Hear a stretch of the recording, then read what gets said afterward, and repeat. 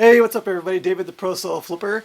I just wanted to take the time to put together a video today to kind of talk about what people think about resellers on social media and how they make their money, or whether or not they should be making money through social media, whether those resellers are even real or if they're fake or they're not really doing much on reselling at all and they're just trying to make a quick buck.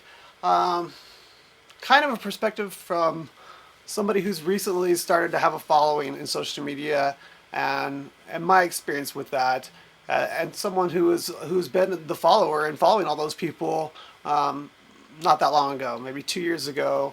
I wasn't on social media at all, and I was the one who was watching videos or watching people, looking at people's posts on Instagram and kind of uh, taking that information in and learning and having those questions myself about other resellers, right? So, like I said, I just wanted to take the time today to kind of talk about that and from the other side a little bit as well, now that I'm starting to have somewhat of a following. So, for those of you that haven't watched my other videos, I've been reselling on eBay for a lot of years, part-time, maybe 20 years. I took a few years off um, a while back, and then I kind of started up about maybe 6 or 7 years ago, part-time again, and then anyway, really stepped it up after in the last few years, and made the decision to go full-time and quit my bank management job about a year and a half ago. So I had been watching YouTube videos for some other big resellers who were doing it full-time, and I was really enjoying watching them and learning from them, and um, and I'm probably not I won't be mentioning any names today about any specific resellers or anything. I'm not looking to drag anybody down or to promote anybody or either way. I just won't be mentioning any names, but I will be kind of mentioning, the ones that I kind of watch it. But like I said, I won't be mentioning their names, but I'll be referring to them. So there was one reseller on YouTube that I was watching quite a bit. Like almost every day he was putting out a video. And it was fascinating to me because I never talked to anybody else who was a reseller. This was just something I was doing on my own and figuring out on my own for a lot of years, right? So once I realized that there were resellers on YouTube talking about it, I was fascinated by it. And so I would look forward to their video coming up every day, and I'd watch it. And so what I would see is somebody who's doing it full time, and then they would talk about what they sold yesterday, kind of show what they sold yesterday, and I started to realize, um, wow, I'm working a full-time job and I'm doing this part-time, and I'm almost selling as much as they are. And the further along I watch, there would be some days where like, wow, I actually sold more than they did yesterday. And it didn't really make me think they were a fake reseller or anything like that. But what it did do was kind of inspire me to think, hey, maybe I could do this full time. Maybe that's actually a possibility for me. And so at that point I was kind of hungry for information about how much people were actually making, and most people weren't sharing that in very much detail at all, if at all. And so that's one of the reasons I've been fairly open, I think, with my numbers about how much I make. I mean, if you watch all my content, you pretty much know how much money I make, and I'm fine with that. It doesn't matter to me. But anyway, so like I said, I was watching this content and I was inspired by it. I was really enjoying it, and so it put the seed in my mind about whether or not I could do this full time. And so I started to aggressively growing my store, and my sales and my income, to the point where I decided I wanted to go full time. So once I kind of talked my wife into it, or made her feel comfortable with it, once I had paid down enough debt, I made the decision in September of 2018 that I was going to quit my job at the end of the year, along with my wife. We made that decision, I should say. And so, I'd been at that point. I'd been watching YouTube for quite a while, and I had been on Instagram following a lot of the bigger resellers for, I'm not really sure how long. I can't really remember. Maybe 6 months or a year. And I thought, and at the same time, I had started doing some posts on a Facebook group that was like an eBay Facebook group, and it was a pretty good sized group. Like there was 100,000 or so eBay sellers on there, and I had post, package pictures or just different things like I do on Instagram now. And some people were saying they were inspired by it, and I was getting quite a few likes. But being on that in that group itself, there was just a lot of negativity on there. Like, if you just went on there and looked at people's posts, it was very negative. Like, there was so many people on there that would constantly bash eBay, and I didn't really understand, like, one, why were they even on the eBay Facebook group posting regularly, and two, why are they still selling on eBay, right? If they hate it so much. So that was a real turnoff for me. And when I followed resellers on Instagram, it was so much more positive. There was just so much less negativity from what I saw, and you could just choose to not follow those people who were being negative, right? So anyway, at that point, I thought, once I had made the decision to go full time, I'm like, why don't I start documenting my journey from someone who is currently working full time and going part time to making that transition to quitting my job and going full time. I thought, why not? Why not? I'm already posting on Facebook. Why don't I just post on Instagram instead? And I'll just try and post some videos on YouTube and just see what happens, right? So that's what I did. In September of 2018, like a year and a half ago, I made a couple videos on YouTube, and I started posting regularly on Instagram. And so I've been posting on Instagram all along, like 2 or 3 times a day, ever since then. So I maybe have 800 or 900 posts on Instagram now, and quite a bit of following. At least I feel like it is for me personally. There's like 8,000 people following me. As far as YouTube goes, YouTube's been a lot slower. I'm up to like 4,000 subscribers now, which is great. It seems crazy to me, but that's just happened in the last few months. So I think back in the start of December or November, I only had like 700 subscribers. So it had been a real slow process for over a year. And then at some point, I don't really know why. I think I know why. I don't know how much of it had to do with. I have to give a shout out to Lavender's Clothesline, who gave me a shout out in one of her videos, and I know that a lot of her subscribers came over and started watching my videos, and I think a lot of them subscribed, and so I think that, I don't know how much of it was because of that, and how much of it was because of me or the content I was putting out. I have a feeling more of it was because of her, so I have to say thank you to her for that. But anyway, so like I said, back in December, I only had like 700 subscribers, something like that. So the past 2.5, 3 months, I've gotten up over 4,000, and so that's been great and kind of and fun. But like I said, it's been slower on YouTube than it has been on Instagram. But anyway, that's kind of my history with reselling and where I've come from for social media or whatever. But what I wanted to talk to you about today was basically, there's a lot of people out there who have strong opinions, or maybe not strong opinions, but understandings or misunderstandings about some of the bigger resellers on social media. How much are they actually reselling? Are they even reselling at all? Is it fake? Or are they really honest about what they're doing? Or how much of their money are they making from reselling versus how much are they making through social media? Are they just trying to make a quick buck on social media? Or what's going on, right? Should they even be following them? Should they be taking their advice? And I just kind of wanted to give perspective from somebody who only 2 years ago was following all those people and taking all their advice and learning from them, to somebody who's now starting to have somewhat of a following, and people are now looking to me for advice or asking for me for advice. A perspective from the social media side, I guess, to see what I think about other resellers who, other big resellers. I don't consider myself a big reseller, but those big resellers who maybe make quite a bit of income off of social media. So personally, from what I'm starting to see is that the more following I have, the more demands there is on my time, or the more people asking me for help, which I don't mind. I really enjoy helping people. I really enjoy interacting with other resellers. But for me, and probably for most people, there are probably some people out there who don't have to make a certain amount of income. But for me, I left a good paying bank management job, and I kind of feel obligated to myself and to my family to at least make as much as I was making then, right? So the bigger I get on social media, or the more following I have, the more questions I have, and the more requests for help or whatever.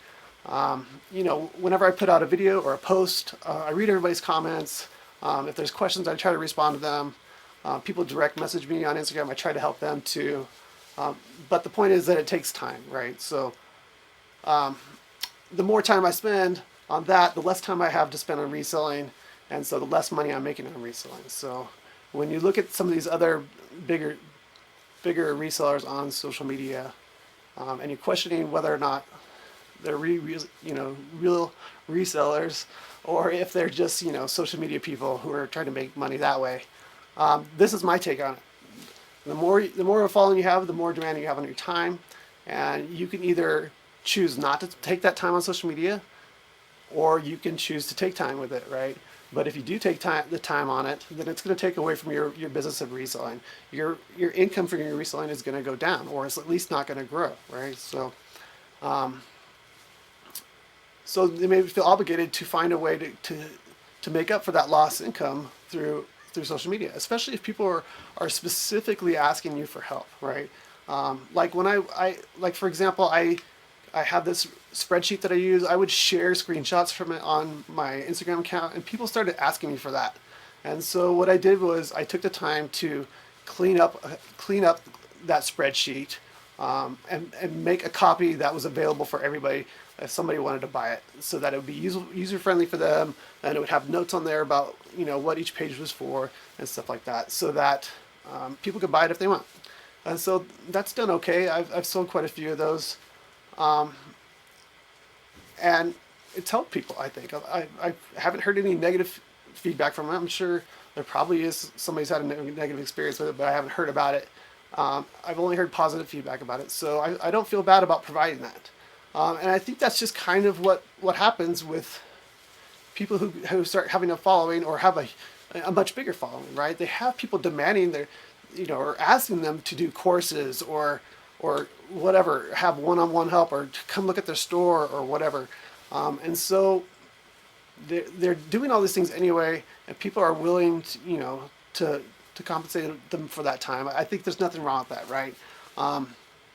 And it's all voluntarily anyway, so they're not requiring anybody to do that. But if you don't want to pay for it, that's great. There's plenty of free content out there. Enjoy that, use it, and do your thing, and use it to grow your business. That's what I did. I've never really purchased a course or a guide from anybody, or paid anybody for any information. I've just learned stuff on my own. But that is a slow process, and so I think all of those courses and all those things out there are a way to accelerate your learning and get you to that next level faster. And so I don't think there's anything wrong with those things. If you want to pay for a course, I think that you're probably going to get your value out of it, and it probably will jump you up ahead of people, or faster than people who don't do that. So anyway, that's kind of my take on that. So I think there's even people who find over time that they really enjoy helping people, and they enjoy it so much that they might even enjoy it more than reselling. And so you might find that there are resellers out there on YouTube who are making more off social media than they're reselling. I don't think there's anything wrong with that. I don't think that will ever be me, because I really enjoy reselling. I enjoy working by myself and going out in the thrill of the hunt and finding those items and then making those sales, and just kind of creating my own income source from reselling. I really enjoy that. It's really satisfying and fulfilling for me. But if there's those out there who really enjoy teaching and showing people that, and they decide that they want to spend more time doing that than reselling, I don't think there's anything wrong with that. I think great for them. That if they're happy and they're doing that, or they're providing value for people, whether it be informational value or entertainment value or whatever, I think that's great. I don't see anything wrong with that. And for those who have a problem with those people, I mean, just don't follow those people, right? Just follow somebody else, or whatever. And then once you get to a certain level of knowledge, maybe you don't need to follow anybody anymore. Maybe you just need to buckle down and get to work and grow your business, right? Because that's what it really takes to make money with reselling, is just putting in the time and the work, right? So I just wanted to make that point about whether or not people are real, or really making money off of reselling, or if they're just trying to make money off their followers. I don't really see it that way. I had those questions myself, I guess, when I was just following along. But now that I see a little bit from the other side, I see how much time it takes, and like I said, I don't spend a ton of time I spend maybe 4 or 5 hours a week on social media, posting things or creating things or responding to people. But that's 4 or 5 hours a week I could be listing. And so I'm sure that's hundreds of dollars a month I could be making more if I spent that time listing instead of doing social media, right? So for me, I would like to do YouTube just as maybe like a second source of income. I didn't make anything for over a year on YouTube.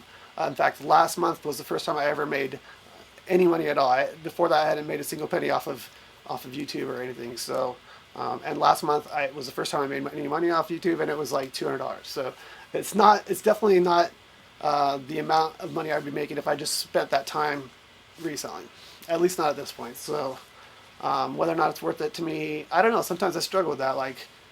I think I want to grow my store more, but it's really hard trying to grow my store more when I'm spending other time doing this stuff. So, other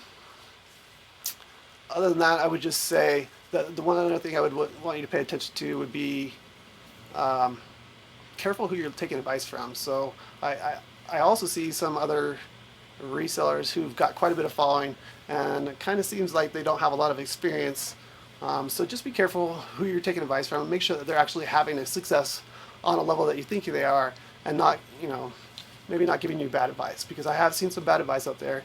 And that being said, I myself have probably given some bad advice too, or will give out some bad advice occasionally, and maybe not even necessarily bad advice, but just something that I'm doing that works for me that may not work for somebody else, or may not even be the actual best way to do it. An example of that would be free shipping. I do free shipping. I like to think that it increases my sales, but maybe it doesn't. Maybe other things I'm doing that are increasing my sales, and free shipping isn't really what's doing it. But just take people's advice, take it with a grain of salt, and if you're not sure, at what level they're at, then maybe be cautious about taking advice, and take it with a grain of salt. And even when you see people's comments to other people's posts or something like that, and they have strong opinions about something, and be cautious about taking their even being influenced by their advice, because I'll give you an example. I've had a couple people comment, and there's nothing wrong with that. Everybody should run their business exactly how they want to run it.